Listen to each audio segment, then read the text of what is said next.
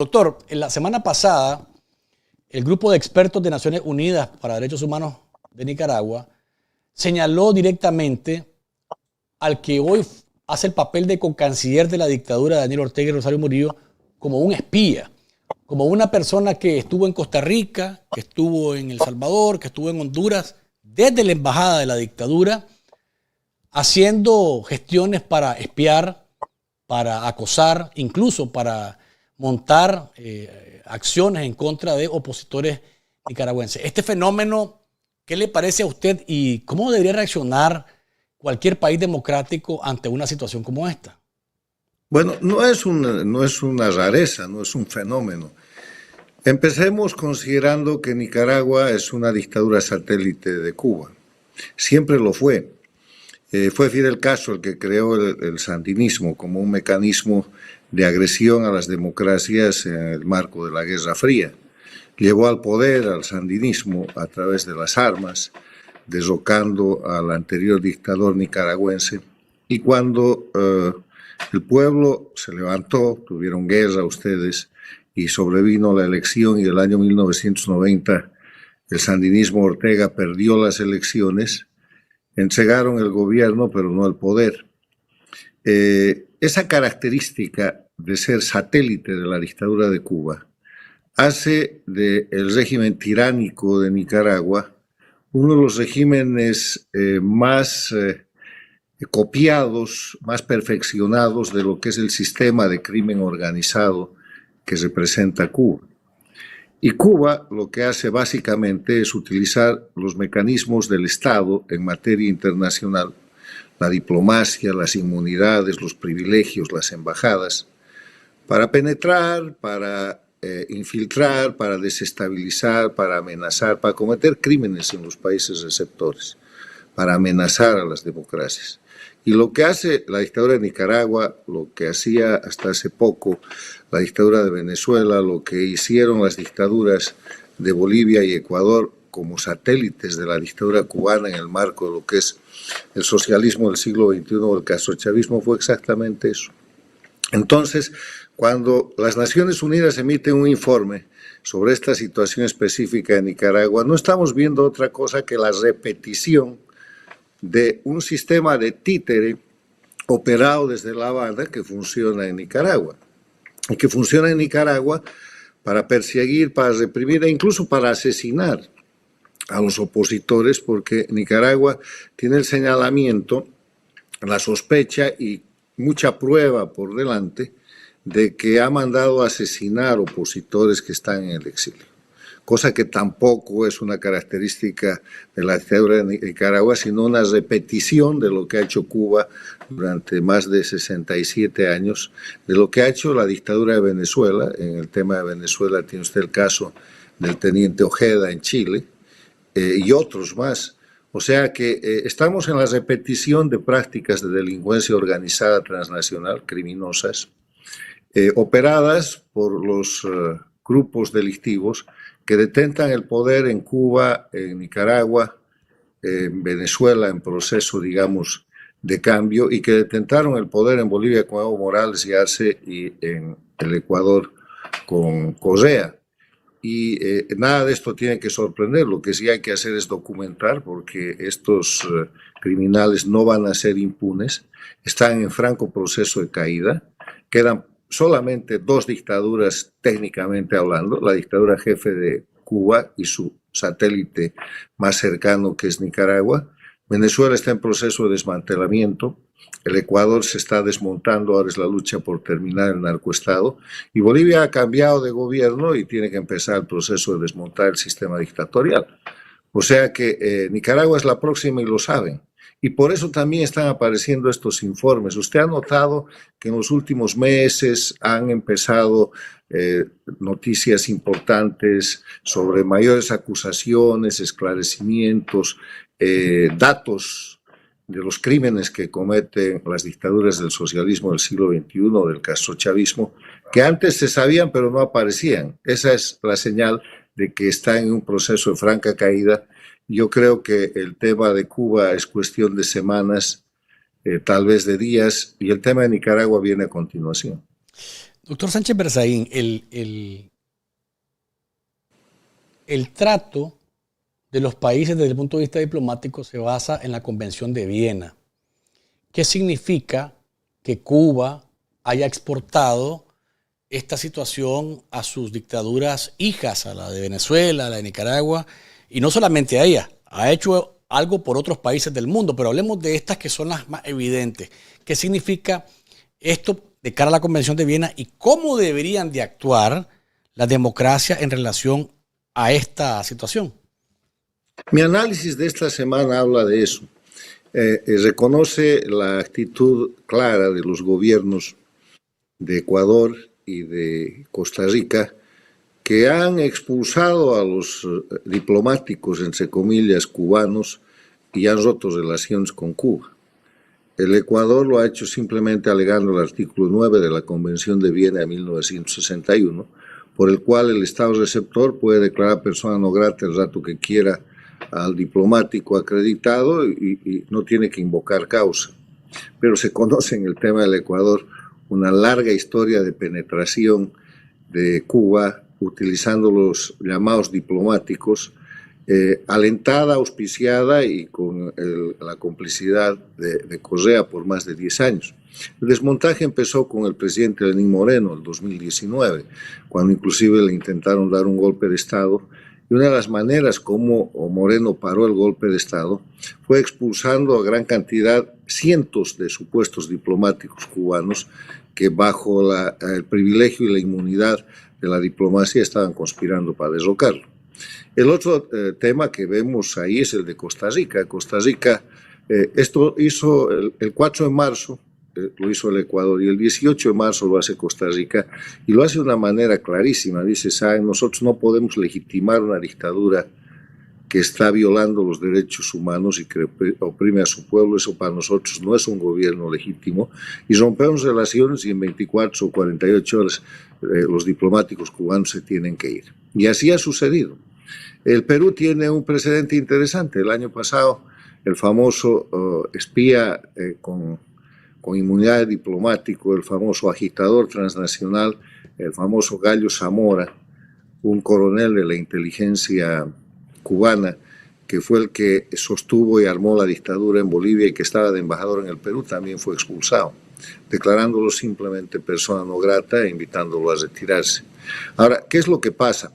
Lo que el resto de los países de las Américas, de Canadá a la Argentina, no deberían, sino tienen la obligación de hacer por su propia seguridad, es identificar a la dictadura cubana y a su satélite, ahora la dictadura nicaragüense, el que le queda, como enemigos de la democracia. Esas embajadas, esos llamados diplomáticos que están en los territorios de Argentina, de Chile, de Bolivia, del Uruguay, del Paraguay, de todas las Américas, del Canadá, son desestabilizadores.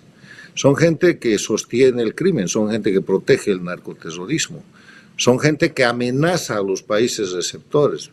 ¿Por qué se ha tolerado durante todo este tiempo, más de 25 años, durante todo este siglo, ese tipo de relación? Porque los diplomáticos cubanos le ofrecen una tranquilidad al país receptor a cambio de tener buenas relaciones, porque si no pueden empezar los secuestros, la desestabilización, de repente una guerrilla, o cuando esas cosas suceden, el intermediario natural es Cuba. ¿Por qué? Porque no es el intermediario, es el dueño de los criminales. Cuba es la autora de la dictadura cubana de todas las guerrillas que han habido y que hay en América Latina.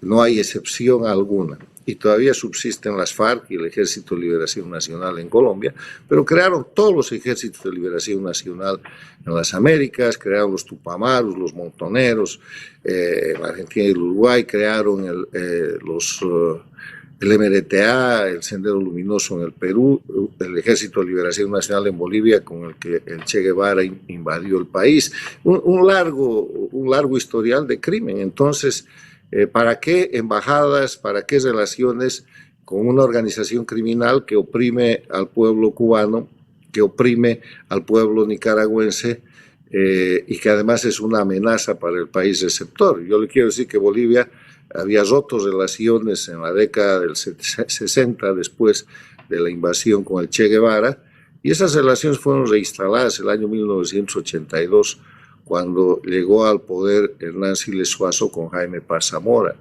Y eso ha representado un riesgo altísimo para Bolivia, y esa reinstalación se hizo porque, según se documenta históricamente, Fidel Castro había hecho un préstamo de dinero para la campaña electoral de ese grupo. Entonces, así funcionan las cosas. Y hoy día, cuando vemos que la dictadura cubana está arrinconada, está cayendo, es el momento más adecuado para terminar con ese grupo delictivo. Una de las cosas que ayudaría a la liberación del pueblo de Cuba, que ayudaría a la liberación del pueblo de Nicaragua, y que además contribuye a la seguridad interna de los países, es que los países de las Américas rompan relaciones con Cuba y con Nicaragua. Por lo menos los 17 países que son parte del escudo de las Américas, porque hay que empezar a poner en práctica la defensa real de la democracia, y lo primero es separar las aguas entre quienes están con el crimen y quienes están con la democracia. Doctor, a mí me llamó la atención el paso de Rodrigo Chávez en Costa Rica en relación a Cuba, pero tiene la orilla a Ortega, y Ortega ha provocado centenares de miles de exiliados hacia Costa Rica y no del paso adelante con el vecino. Hay quienes dicen, mira, hombre, es que no es lo mismo pelearte con Cuba, que está ahí en el Caribe, a pelearte con el vecino de al lado. ¿Hay justificación para esto? De repente esa sea una razón para que el gobierno de Costa Rica tenga un poco más de cautela con Nicaragua. Es un país fronterizo. Entre los países fronterizos, a veces las relaciones son necesarias porque la frontera genera una relación de mayor intensidad. Entonces yo creo que la señal de Cuba está bien, y además el presidente Chávez ya está dejando el poder. Hay una nueva presidenta electa, y el rato que caiga la dictadura de Cuba, la de Nicaragua tiene los días contados, que es una cosa a la que deberíamos empezar a hablar. Todo el mundo está concentrado en Cuba y está bien, pero eso depende de la decisión que finalmente tome Estados Unidos. Hay la idea de que Estados Unidos se podría contentar con el hecho de que la dictadura de Cuba cambie el modelo, cambie los modos, cambie las formas y se mantenga en el poder. Eso no es cambio. Eso es un engaño de ganar tiempo a cambio de ceder espacio, y en ese caso el presidente Trump 47 entraría a la galería de los presidentes a los que Cuba ha engañado y manipulado. Ya tiene 13, incluido Trump 45. La única forma de que haya cambio en Cuba es que realmente los dictadores, el grupo criminal que detenta el poder desde hace 67 años, deje el poder, y de alguna manera, con un grupo local, con un grupo internacional, con un mecanismo diferente y neutral, se empiece un proceso de transición para llegar a una Cuba democrática. El rato que eso suceda, Nicaragua tiene los días contados. Y ahora, en el tema de Nicaragua, le digo, esto deberían empezar a hablar y hacer público los líderes nicaragüenses. El tema es un poco más difícil porque la dictadura de Ortega está sostenida por la burguesía de Nicaragua. Los grandes empresarios de Nicaragua, sin duda, son sostenedores de la dictadura de Nicaragua, y tienen un gran lobby en Estados Unidos, en Washington, un lobby además importante y caro. Y eso es lo que hay que cuidar. Tal vez habría que utilizar ese mecanismo para una rápida transición en Nicaragua, y que sin mayor cuestión el dictador y la codictadora se retiren y le devuelvan la libertad al pueblo de Nicaragua. Pero está por ver si son ustedes los nicaragüenses los que tienen que manejar eso. La dictadura, la tiranía instalada en Nicaragua, en el modelo cubano y con la presencia cubana, no se ha encargado solamente de amenazar la paz y la seguridad de Estados Unidos y de todas las Américas. Se ha encargado de establecer un régimen de terror en el que la oposición está prácticamente fragmentada, fuera del país, y en el que la resistencia interna está prácticamente anulada. Y yo creo que en función de la eventual y rápida caída de la dictadura cubana, los nicaragüenses tienen que empezar a trabajar en un modelo de transición.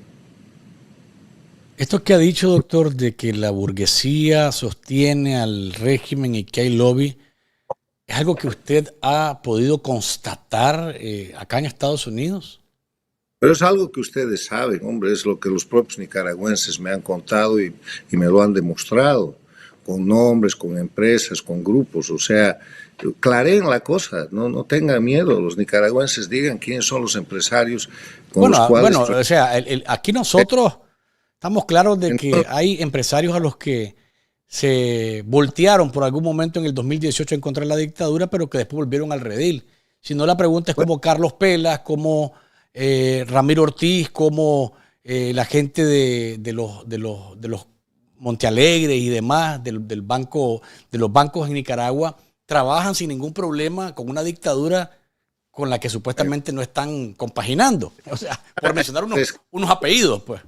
Esa burguesía nacional tiene que volver por el rumbo de la democracia y supongo que lo va a hacer rápidamente porque esta gente no tiene en general ideología, lo que tiene es amor al verde, al dólar, al dinero. Sí, o sea, la democracia para ellos no es un negocio, doctor. O sea, el negocio está en vender y comprar. Derechos humanos, libertades. Bueno, no, eso no es muy rentable. Pero el tema no es tan así. Entonces, ese es un asunto que los nicaragüenses tienen que empezar a tratar. Yo simplemente estoy poniendo el dedo en la herida para que ustedes empiecen a resolver. No, por supuesto. Ahora, doctor, con esto de la presión que se está ejerciendo en Cuba, también hay señalamientos hacia Nicaragua. A Murillo le han dicho, el mismo Marco Rubio, a través del Departamento de Estado, que ella se inventó una copresidencia y que no ha permitido que los nicaragüenses elijan, lo cual la descalifica como un posible interlocutor. ¿Cómo ve la situación de ella, tomando en cuenta que Ortega ya es prácticamente una figura decorativa en Nicaragua? Mire, aquí no estamos hablando, más allá del dictador y de la codictadora en Nicaragua, estamos hablando de un sistema. Hay que acabar con todo el sistema de crimen organizado transnacional en las Américas. Eso quiere decir las dictaduras del socialismo del siglo XXI, que llegaron a ser 5. Cuba, Venezuela, Ecuador, Nicaragua, Bolivia. Hay procesos en curso de desmantelamiento, Venezuela, Bolivia, el Ecuador mucho más avanzado, y hay 2 dictaduras que todavía ejercen al 100%. Entonces, la mirada de la política exterior de Estados Unidos está puesta ahí. Y en la medida en que se resuelva, ya le digo, yo creo que es cuestión de semanas, si no de días, lo de Cuba, vamos a ver resolver el tema de Nicaragua. Pero para que se resuelva el tema de Nicaragua, habría que empezar a escuchar algunas ideas sobre la transición por parte de los líderes nicaragüenses. Sí, porque si en Venezuela las cosas están caminando como caminan, con una oposición pues liderada por María Corina, por Edmundo González, que ganaron las elecciones y están todavía al margen o están trabajando de manera, diría yo, conservadora en todo esto, pues en un país donde no hay líderes democráticos u opositores visibles y organizados, es más complicado, doctor Sánchez. Sí, pero tenemos que empezar a escuchar la voz de los líderes nicaragüenses en sentido de cuál es el planteamiento o cuáles son los mecanismos posibles para salir de la dictadura. O sea, ¿qué va a venir después de la dictadura? ¿Se van a ir pura y simplemente el dictador y la codictadora? Es posible. Pero ¿y qué viene después? ¿Qué va a pasar con el grupo criminal que ha trabajado con ellos? Estados Unidos ya le ha empezado a quitar las visas a alguna de esa gente. Usted sabe que para que haya transición yo sostengo que mínimo tienen que cumplirse 3 condiciones, precisamente en función de la experiencia de 1990 en Nicaragua, cuando el sandinista entregó el gobierno pero no el poder. Y las 3 condiciones son: primero, hay que cambiar las leyes de la dictadura; segundo, no puede haber impunidad; y tercero, hay que ilegalizar los instrumentos políticos que el crimen organizado utiliza para suplantar la política por el crimen. Entonces, ¿cómo van a hacer eso en Nicaragua? Porque incluso Venezuela, que tuvo una elección el año 24, el 28, de julio del año 2024, donde hubo un triunfo extraordinario de la oposición dirigida por María Corina Machado, que tuvo que recurrir a un candidato de ajuste, un candidato suplente, que fue González Urrutia, porque a ella la inhabilitaron injustamente, criminosamente. Incluso en Venezuela, con esa claridad, después de detener, de apresar y someter a la justicia al dictador Nicolás Maduro, que ahora está en los tribunales de Nueva York, han empezado un proceso de transición en el que esa transición es tan difícil que está siendo manejada, están desmantelando un sistema delictivo por medio de sus propios mafiosos. Y se ve que hay un desmantelamiento. No corren ni 3 meses desde que ha sido detenido Maduro y hay cosas que han cambiado de manera realmente importante y que se está cumpliendo una agenda. Habría que ver cuál va a ser la agenda o empezar a pensar en eso en el caso de Nicaragua. Yo le digo, por ejemplo, en el tema de Bolivia. En Bolivia hay un nuevo gobierno, pero tiene el gobierno, pero no tiene el poder. No ha cambiado nada del sistema jurídico de la dictadura. Siguen habiendo presos políticos, menos que antes, pero hay. El exilio político no ha sido tocado, sigue intacta la gente exiliada, perseguida, procesada. ¿Por qué? Porque el sistema jurídico de persecución y de las leyes no ha cambiado, entre otras cosas. Tercero, han encarcelado a Arce, y han detenido a un hijo de él hace unos días, pero Evo Morales está dirigiendo la oposición y acaba de ganar técnicamente la elección de alcaldes y gobernadores con un porcentaje que supera el 30%, sumando todos los grupos que ha organizado y en los cuales ha penetrado su estructura. O sea, está en la política y no hay cambio. O sea, en Bolivia es posible que tengamos que repetir esa frase terrible que se instaló el año 2019, sale el dictador y no sale la dictadura. Entonces, eso es grave. En cambio, en Venezuela ha salido el dictador y están desarmando la dictadura. ¿Qué va a pasar en Nicaragua? ¿Qué va a pasar en Cuba? Cada país, pese a que ha sido dominado y controlado por los mismos mecanismos de crimen organizado, por esa patente criminosa que se llama el socialismo del siglo XXI, el castrochavismo, cada país tiene sus características específicas que hay que empezar a tratar y que tienen que ser presentadas y dirigidas por los propios nacionales. Así es, porque cada una de estas naciones tiene su propia dinámica y sus propias características, como dice usted. Vamos a ver qué pasa, doctor Carlos H. Berzaín. Le agradezco muchísimo que nos haya acompañado. Son buenos tiempos, Luis, corren buenos vientos. Son vientos de cambio que señalan indefectiblemente la terminación de las dictaduras.